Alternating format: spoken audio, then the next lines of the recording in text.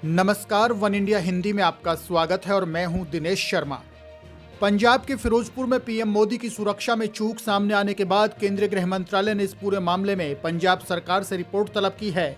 वहीं पीएम की सुरक्षा से खिलवाड़ को लेकर केंद्र सरकार और बीजेपी के तमाम नेताओं ने कांग्रेस, पंजाब की राज्य सरकार और वहां के मुख्यमंत्री चरणजीत सिंह चन्नी को निशाने पर लिया हुआ है।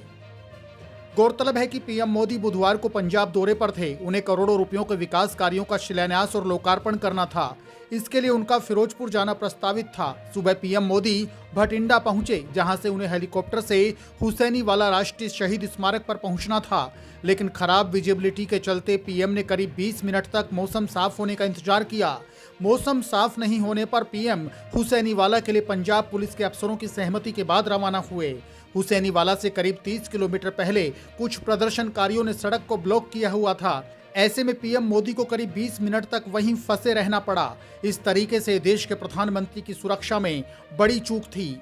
आइए आपको बताते हैं कि आखिर पीएम का काफिला कैसे चलता है और कैसे इसकी सुरक्षा व्यवस्था होती है। प्रधानमंत्री की सुरक्षा देश में सबसे ज्यादा कड़ी होती है। पीएम की सुरक्षा का जिम्मा स्पेशल प्रोटेक्शन ग्रुप यानी कि एसपीजी के पास होता है।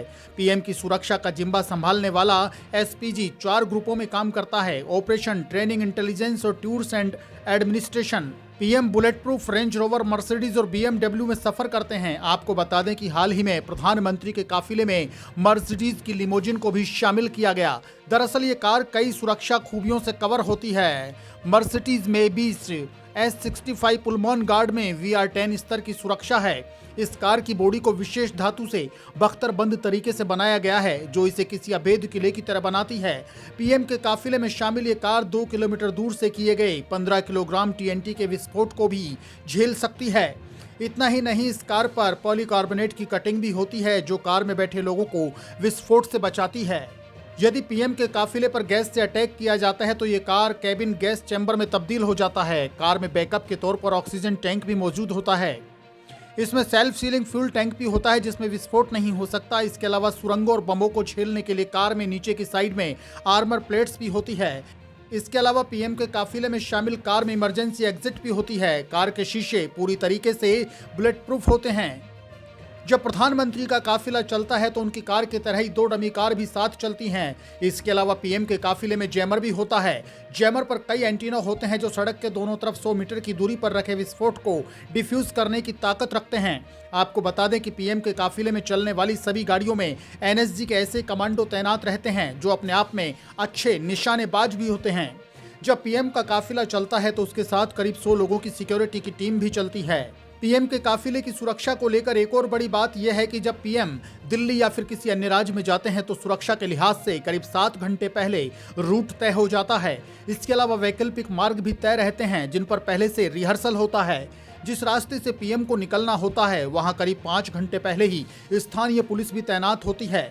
पीएम के काफिले के गुजरने से 15 मिनट पहले उस रूट पर आवाजाही पर रोक रहती है। जब पीएम का काफिला निकलता है तो उसके आगे दिल्ली या फिर संबंधित राज्य की पुलिस की गाड़ियां रूट क्लियर करती हैं। स्थानीय पुलिस ही एसपीजी को रास्ते पर आगे बढ़ने के लिए सूचित करती है। आपको बता दें कि पीएम के काफिले के लिए हमेशा 2 वैकल्पिक मार्ग तय रहते हैं।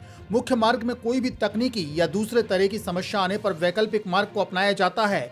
जब प्रधानमंत्री का काफिला दिल्ली के अलावा किसी अन्य राज्य में होता है तो उनके सुरक्षा घेरे में बाहरी घेरे की जिम्मेदारी स्थानीय पुलिस की होती है। पीएम के दौरे से करीब 4 दिन पहले एसपीजी पूरे रास्ते का अवलोकन करती है। अंतिम समय तक ये तय नहीं होता कि आखिर प्रधानमंत्री किस रूट से निकलेंगे। ऐसा पीएम की सुरक्षा के लिहाज को देखते हुए किया जाता है। आपको बता दें कि देश के पीएम की यात्रा किसी भी राज्य में गृह मंत्रालय की ब्लू बुक के आधार पर होती है। ब्लू बुक में पीएम की यात्रा को लेकर सुरक्षा संबंधी निर्देश दिए जाते हैं। गृह मंत्रालय इसे एक बुकलेट के रूप में सभी राज्यों और पुलिस फोर्स को जारी करता है।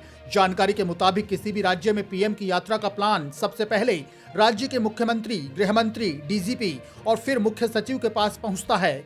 इसके बाद एसपीजी के अधिकारी एडवांस सिक्योरिटी लाइजन के लिए राज्य में जाते हैं। फिर लोकल एसपी और डीएम प्रधानमंत्री की यात्रा को लेकर प्लान तैयार करते हैं। आपको बता दें कि प्रधानमंत्री की गाड़ियों का काफिला यानी कारकेड कई वाहनों से मिलकर बनता है, जिसमें सबसे आगे advance pilot warning, technical car, VVIP car, jammer वाहन, फिर 2 वीवीआईपी कार और एम्बुलेंस के अलावा अन्य कार भी शामिल होती हैं। एसपीजी कारकेड में शामिल कारों की गहनता से जांच करती है। पीएम के काफिले में कम से कम 5 गाड़ी होती हैं। पहली गाड़ी पायलट गाइड, उसके बाद एस्कॉर्ट गाड़ी एसपीजी की होती है और उसके बाद पीएम की गाड़ी, फिर एस्कॉर्ट की दूसरी गाड़ी और साथ में एक स्पेयर गाड़ी चलती है। इन सब के पीछे लोकल एसएसपी, डीएम, एसआईबी और बाकी अधिकारियों की गाड़ियां चलती हैं। इस तरीके से देश के प्रधानमंत्री की सुरक्षा बेहद अभेद होती है। इस खबर में फिलहाल के लिए इतना ही। ताजा अपडेट्स के लिए आप बने रहिए वन इंडिया हिंदी के साथ।